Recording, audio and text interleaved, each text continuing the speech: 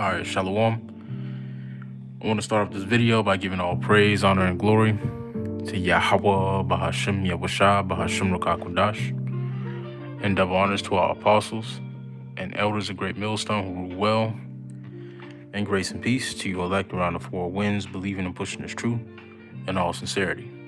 May the blessing of election be upon your houses. This is your fellow servant, Rukoya from the GMS Orlando camp, coming at you with another impromptu lesson. All right, tonight's lesson is going to be a response to a comment that was left on my page a couple of days ago from a video I uploaded entitled, "Are You the Demon?"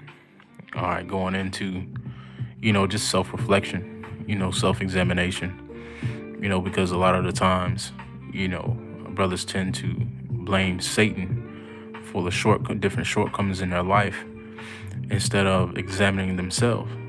Examining ourselves, because sometimes we can be the demon in our own life,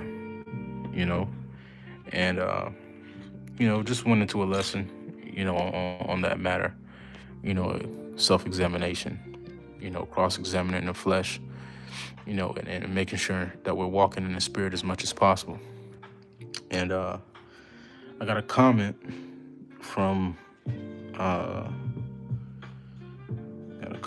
this guy that I wanted to address. So one of the first comments was from I believe a brother. He said, why the flesh so weak? I keep falling short, but I'm grateful for this truth.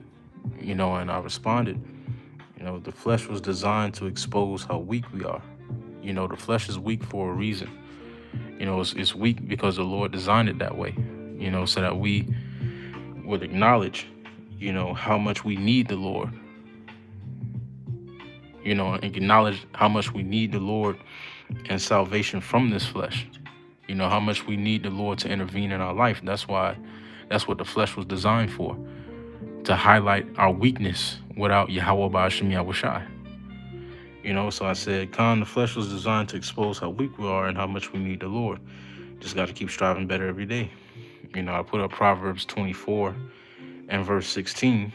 All right, it says, "For a just man falleth 7 times and riseth up again, but the wicked shall fall into mischief." All right, and that's really what it's all about, getting back up again. Keep having that willing mind. According to 1 Corinthians, the 8th chapter, the 14th verse.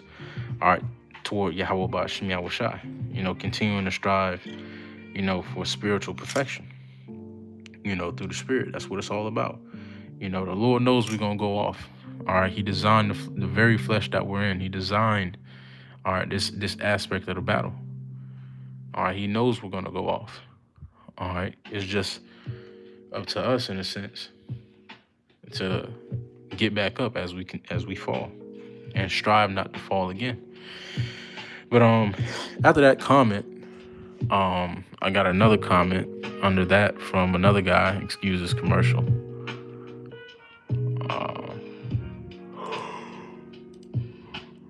Excuse me. Damn commercials. Right, so I got another comment from another guy, Mario Bookram, and his comment says, "The flesh is not weak." Okay. He says, "The flesh is not weak. Perfectly made we are. However, free will is a motherfucker. I'm assuming that's what he meant. Carnal or spiritual, whom do you feed?" All right, so addressing the first part of that comment. All right, he said the flesh is not weak, which is a lie. All right, let's go to the scriptures. Let's see what the Apostle Paul said.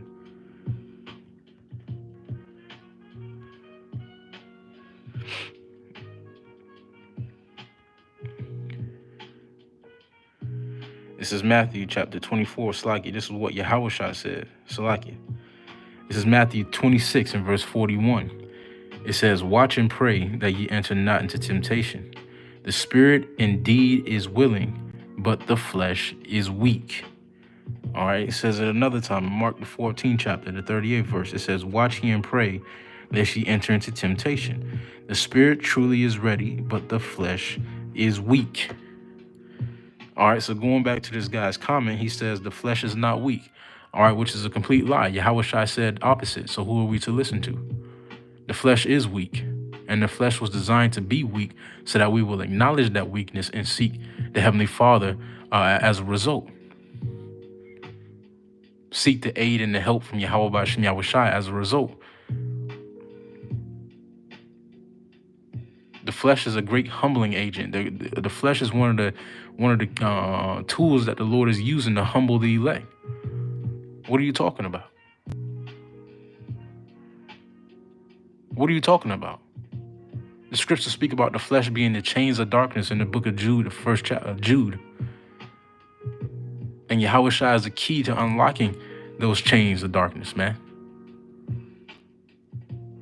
So again, addressing this first part of the comment, the flesh is not weak. Let's go to the scriptures and read otherwise. This is Matthew 26 and verse 41. Watch and pray that ye enter not into temptation. The spirit indeed is willing, but the flesh is weak.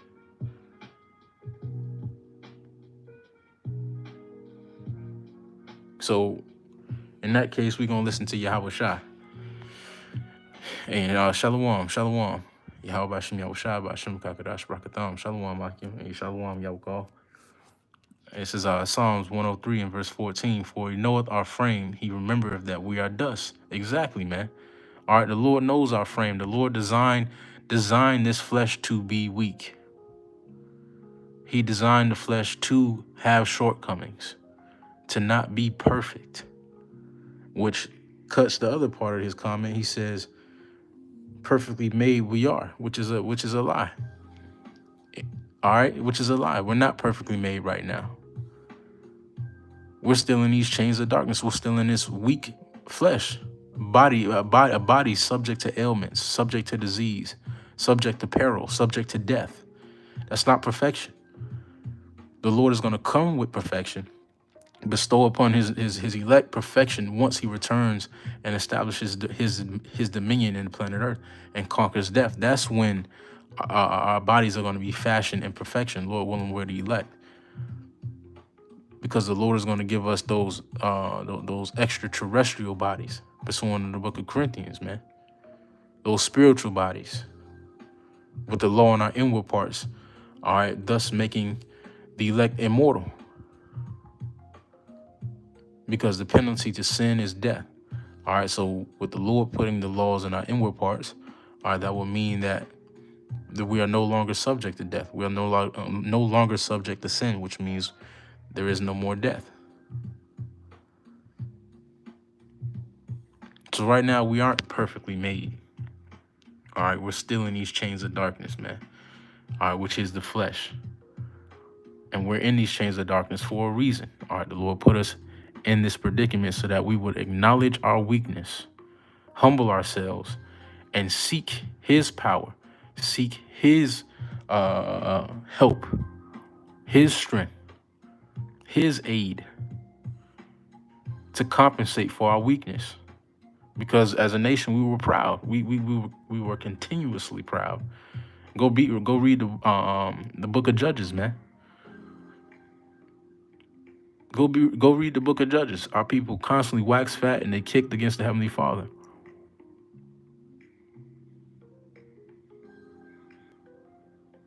But so this guy's comment says, the flesh is not weak, which he read otherwise in Matthew the 26th chapter. It says, perfectly made we are, which we aren't. All right, let me go ahead and get that in Corinthians since I quoted it.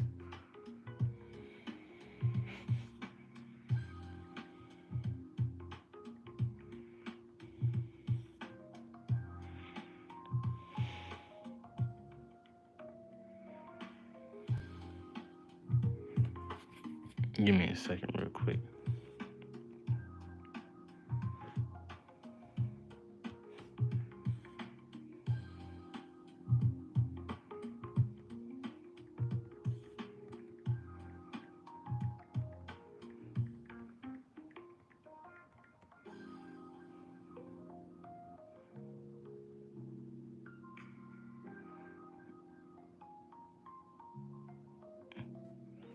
It's like, yeah, I was wrong. It's in Philippians. 3. Philippians 3. And I'm going to start at verse 20. It says, "For our conversation is in heaven, from whence also we look for the Savior, the Lord Yahweh Shah HaMashiach, who shall change our vile body, so that who shall change our vile body." All right, I'm gonna read that again. "Who shall change our vile body, that it may be fashioned like unto his glorious body, according to the work whereby he is able even to subdue all things to himself." All right, so the Lord is going to change our vile body, this flesh, all right, into a glorious body, all right, an extraterrestrial being like himself, which is going to be a perfect vessel, a vessel incapable of sin, a vessel immortal. That's when the perfection, that's when we're going to be perfectly made. Right now, we still in these vile bodies, man, these chains of darkness. So going back to the comment, he says, "The flesh is not weak, perfectly made. We are, yada, yada, yada. However, free will is a motherfucker." All right, now let's address this free will. All right, there's no such thing as free will. All right, the Lord, Yahweh, Bahashim Yahushua, is in control of every aspect of our life. Point blank, period. No matter what aspect of life it is, the Lord is in control of it. The Lord is in control of the animals in the air. All right, like it says in Matthew, the 5th chapter, there's not a bird that falls from the sky, roughly paraphrasing, all right, that the Lord doesn't have his hand in, that the Lord didn't sanction. The Lord knows the very hairs on our head.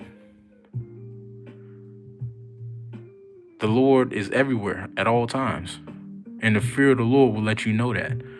Let's get that in first in Sirach or Ecclesiastes chapter 19 and verse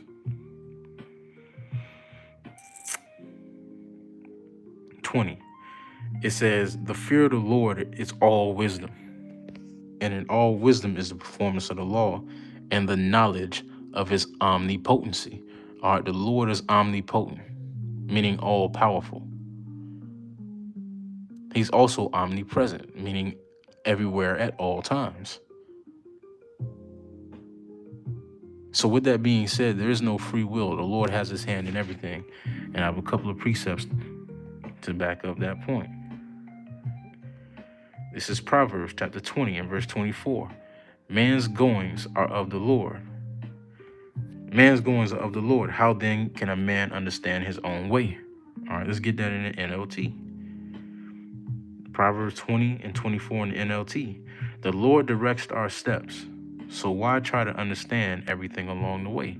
The Lord directs is the director of our steps. All right, we can't understand our own way. The Lord already has our paths laid out for us from the very foundation. The Lord knew what we would do before we did it.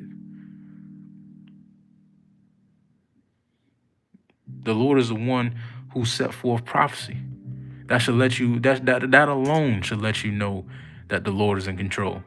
The Lord proclaimed what we're living today before it was even done. The Lord proclaimed things to happen in the latter days from the former age. That lets you know there's no free will. The world is going according to the course that the Lord wants it to go on, man. It's simple. This is Proverbs 16 and verse 9. "A man's heart deviseth his way, but the Lord directeth his steps." Your heart and the heart going into your mind. Your mind may devise your own way. You may think you devising your own way, but the Lord is directing your steps because the Lord is in control of your mind. Hello. Duh. So like you, man. Just took a page out of the Ariella book.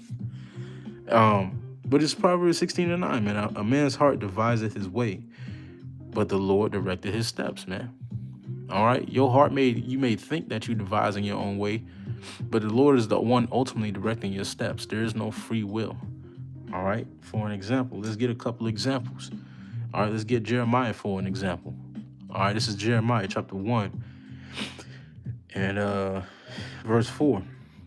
It says, Then the word of the Lord came unto me, saying, Wherefore before I formed thee in the belly, I knew thee. So the Lord is telling Jeremiah, before you were even conceived, the Lord knew you. And that's the case for each and every one of us. Before we were even conceived, the Lord knew us, and he knew the path that he would lay before us. He knew the role that we would play in his movie before we were even conceived. It says, And before thou camest forth out of the womb, I sanctified thee and ordained thee a prophet unto the nations. So before he even came out of the womb, the Lord already had his career path set out for him. The Lord already had his lot set for him before he even came out of the womb. Is that free will? It says, Then I said, Our Lord, behold, I cannot speak, for I am a child. But the Lord said unto me, Say not, I am a child, for thou shalt go to all that I shall send thee, and whatsoever I command thee, thou shalt speak. That doesn't sound like free will. All right, the Lord laid out Jeremiah's path for him before he was even conceived. And there was nothing he can do about it but fulfill the will of Yahweh B'Shem Yahushai. Let's get Jonah for an example. This is Jonah. I'm not going to read the whole account. You read the whole account for yourself of Jonah. All right? This is Jonah chapter 1. And I'm going to start at 1. It says, Now the word of the Lord came unto Jonah, the son of Amittai, saying, Arise and go to Nineveh, that great city, and cry against it, for their wickedness is come up before me. But Jonah rose up to flee unto Tarshish from the presence of the Lord, and went down to Joppa, and he found a ship going to Tarshish. So he paid the fare thereof, and went down unto it to go with them unto Tarshish from the presence of the Lord. All right, when you read this account, okay, Jonah basically tried to, do his own thing. He tried to flee from Nineveh. He didn't want to go preach in Nineveh like the Lord told him to. He tried to flee. But the Lord brought him right back to Nineveh, all right, the hard way, all right, in the belly of a fish. And he ended up doing the will of Yahweh B'Shem Yahushai from the get-go. That's not free will. He wanted to do his own thing, and the Lord already had something laid out for him, and guess what? He ended up doing it at the end of the day. There's no free will. Let's get this. In Mark, let's look at the Apostle Peter for an example. This is Mark, chapter 14. And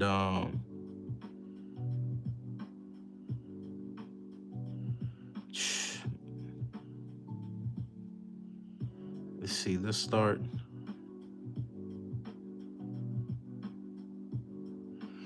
Man, let me get this. All right, hold on.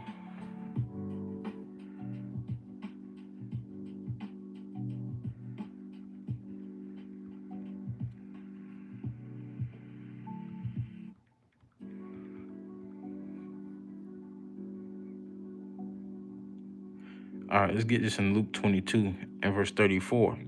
This is the Lord speaking, all right, to the Apostle Peter. He said, I tell thee, Peter, the cock shall not crow this day before thou shalt thrice deny that thou knowest me. And what Peter said, Salakia. And I tell thee, Salakia, let me read it again. Luke 22 and 34. This is Yahushua. And he said, I tell thee, Peter, the cock shall not crow this day before thou shalt thrice deny that thou knowest me. And he said unto them, when I sent you without purse and scrip and shoes and like any. Salakia. Let me see. That's not the one.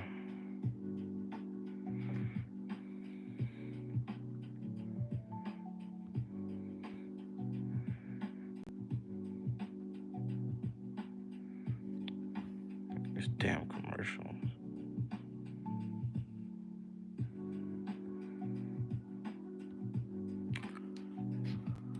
All right. This is the one I want. This is Matthew 26 and verse 34. All right, it says, Yahushua said unto him, the Apostle Peter, verily I say unto thee, that this night before the cock crow, thou shalt deny me thrice. Peter said unto him, though I should die with thee, yet will I not deny thee. Likewise also said all the disciples. So the Lord told him, listen, you're going to deny me 3 times before the cock crow. And the Apostle Peter said, no, I'm not. I'll die before I deny you. That was his will. But let's see what happened at the end of the day. Let's jump down.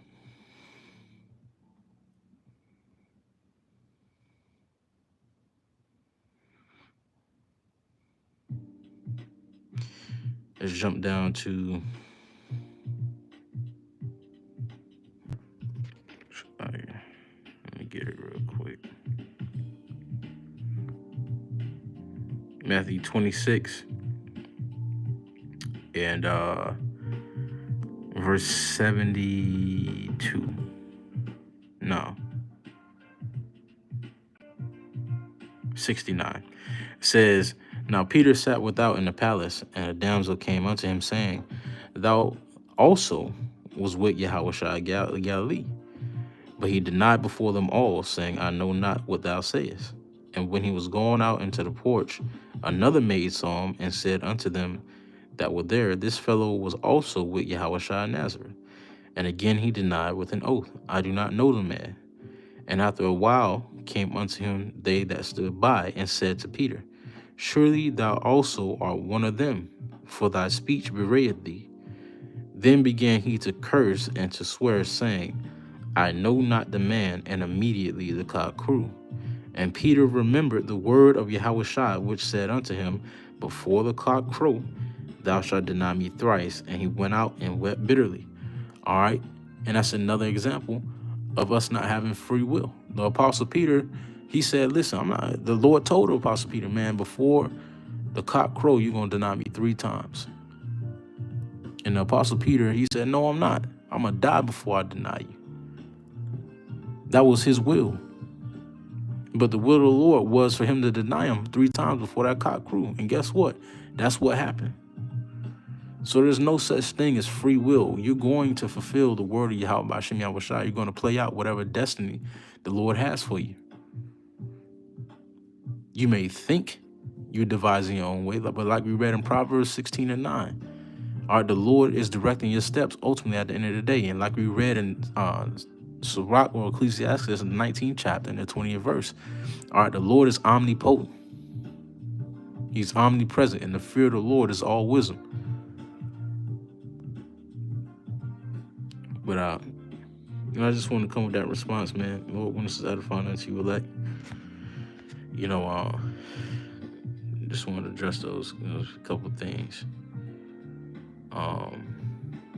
Once again, the flesh is weak. The flesh is not perfectly made. All right, the Lord is going to come with that perfection, those perfect bodies, once he comes and conquers death, all right, and establishes his foothold in the planet Earth. That's when our bodies are going to be perfected, Lord willing, what he elect. All right. And free will is a fallacy. We don't have free will. All right, the Lord is the one directing our steps. With that being said, Lord, when it's edifying unto you elect, I want to give all praise, honor, and glory to Yahweh, B'Shem Yahushua, B'Shem Kakodash, and double honors to our apostles and elders of Great Millstone who rule well. Grace and peace to you elect around the 4 winds, believing and pushing this truth in all sincerity. May the blessing of election be upon your houses. Shalom. Stay up. Hey, shalom. Hey, shalom. Shalom. Shemaya. Shalom.